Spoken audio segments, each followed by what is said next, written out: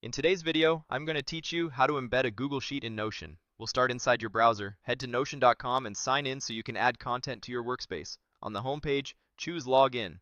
When the sign-in options appear, select the Google option, then pick your Google account to continue.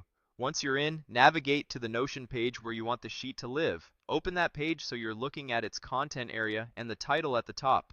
Next, switch over to your Google Sheet in another browser tab. With the sheet open, go to your browser's address bar and copy the full URL. This is the link Notion will use to render the live embed. Quick tip: the embed respects Google's sharing permissions. If teammates need to view or edit the embedded sheet, make sure the sheet's sharing settings allow it.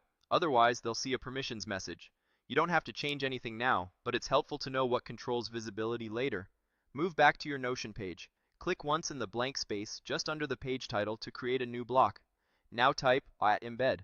The slash command opens Notion's block menu, and embed is the block that lets you display content from another site. From the menu that appears, click embeds to insert that block onto the page. You'll see a field asking for a link. Paste the Google Sheets URL you copied a moment ago into that field, then click Embed Link. Notion will fetch a preview, and in a moment, your Google Sheet will appear directly on the page. From here, you can work with the embed just like any other Notion block. Drag the block's handles to resize it for better visibility, or open it in full screen to focus. You can scroll through rows and columns, and, if your Google permissions allow it, you can edit or modify the sheet right inside Notion.